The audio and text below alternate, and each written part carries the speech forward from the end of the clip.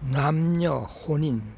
이번에는 남녀 혼인이라 하는 주제하에 강론을 펼쳐볼까 합니다. 요즘 세계적인 추세가 그런진 모르나 또 우리나라 사정도 그렇고 혼인을 잘 하지 않으려 한다 이런 말씀이야. 이것이 무슨 운명학적으로 본다 할 것 같으면 사주팔자만 잘못돼서 그런 건 아니다 이렇게 생각이 듭니다. 예. 세월 흘러가는 추세가 그렇게 점점 숫자가 줄어들려 하는 것, 종족이 천할아버지의 한 자손으로 간다고 그러잖아요. 천조일선 당한다고. 그러니까 살기가 그만큼 어렵고 문화 발전, 번영 시대에는 눈높이들이 높아져가도 남과 같이 살지 못하면 자식을 낳으면 더 고통스럽다.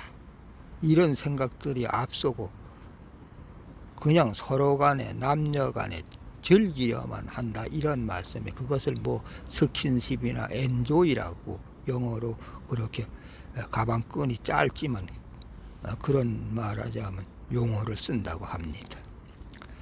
그러니까 쉽게 말하자면 운명에만 있는 것은 아니다. 그 사람이 타고난 운명에만 있는 것은 아니고 세상 흘러가는 추세가 그렇다. 그래서 예전에는 뭐 20전 자식이고 30전 재물이라 그렇게 말했는데 지금은 어디 그래?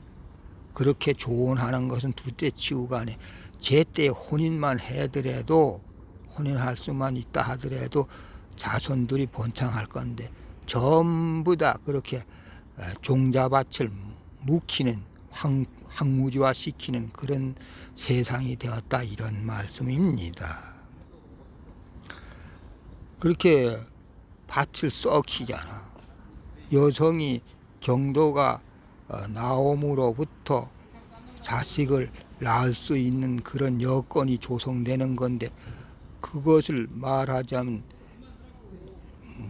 무시하고 혼인을 요새는 잘 안 한다 이게요.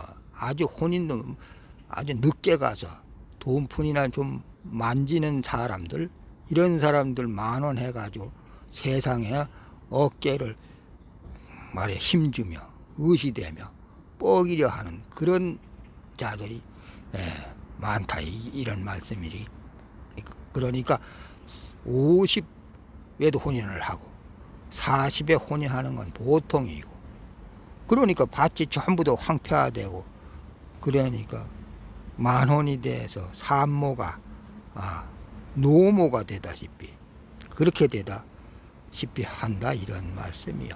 그러니 숫자가 늘어날 수가 있겠어? 고령사회가 되고 수명은 길어지고 약이 좋고 병원 의술이 발달되다 보니 사람들이 오래 살며 그렇게 오래 살아도 무슨 늦게까지 남성들이 자기 구실을 잘해 남성 구실을 해가지고 자식 생산을 많이 한다 하면 그런 대로 고령사회를 면한다 할런지 모르지만 여성들이 나이가 차면 폐경기를 어찌 마음대로 조종을 그렇게 약 가지고는 하기가 힘들잖아. 그렇게 된다 이런 말씀이야. 그러니까 운명에만 매달릴 것이 아니라 그 사람이 본인이 장가 안 가고 시집 안 간다는 데야. 장가 못 가고 시집 못 가는 그런 거와 말하자면 뜻이 다르다 이런 말씀이야. 그런데 결론적으로는 말하자면 혼인 안 하는 거는 같다. 그러니 2세 3세를 만들 수가 없다. 이렇게 되는 겁니다. 그렇다면 그런 것이 운명학적으로 그 사람 명리나 사주팔자에 다 나오는가? 말하자면 혼인 정령기를 놓쳐서 그렇다. 이렇게 이제 빙자를 될 것이다. 이게 운명학자들은. 그런데 혼인 정령기를 넘겨서도 그렇다 할런지 모르지만 세상 추세가 그런 것이거든. 그런데 명리 구성만 잘못됐다고 해서 탓할 것이 아니다, 이런 말씀이지. 그러니까 명리 보는 관점도 좀 요즘에 와가지고는 혼인궁합 이런 데 대해서는 다시 한번 연구를 해봐야 된다. 성현도 시세를 따른다고 세상이 자꾸 변천되고 변화되는데 거기 발맞춰서 운명학도 변해져야 된다, 이런 말씀입니다. 예전에 그 가르침 주시는 그런 건 기본적으로 알아둬야 될 것이지만 고리타분하게 거기에만 맞춰서 추정할 것만은 아니다. 이런 뜻을 여러분들에게 말씀드리는 것입니다.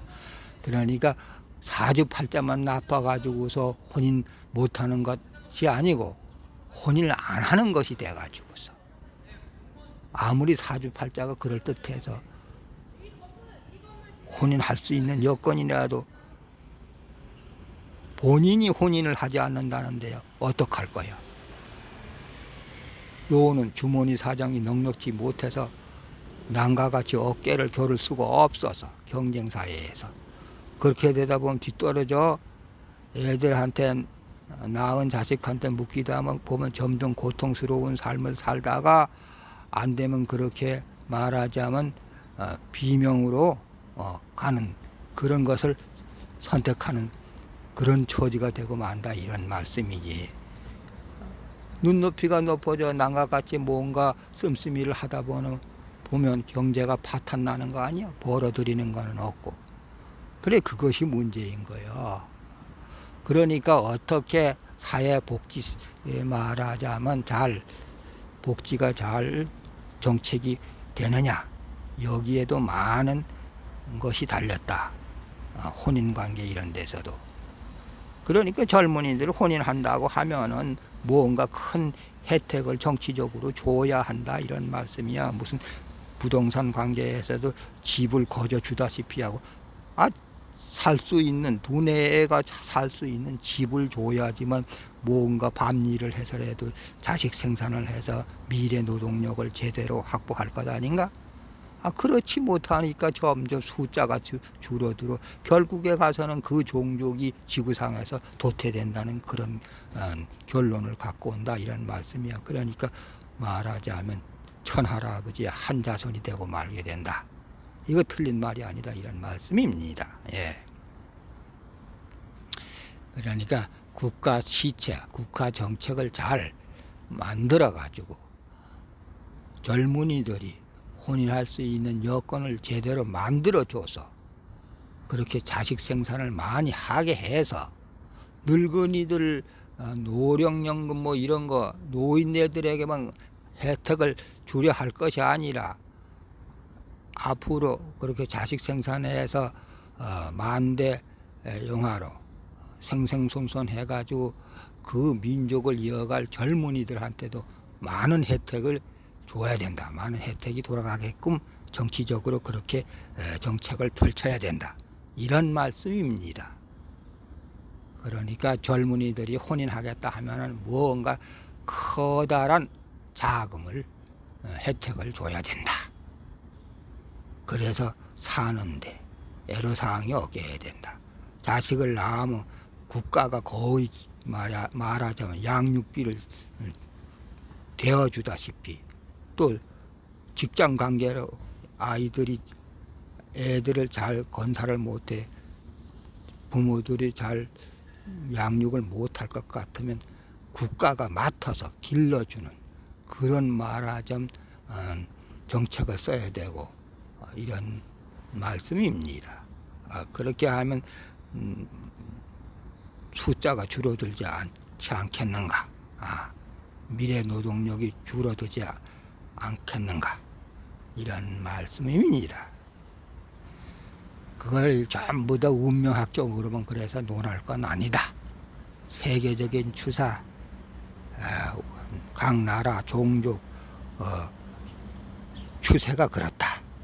이것을 관과해서는 안 된다, 이런 말씀입니다. 그런 것을 관과해서는 안 된다. 그러니까 운명학적도 좀 변해야 된다.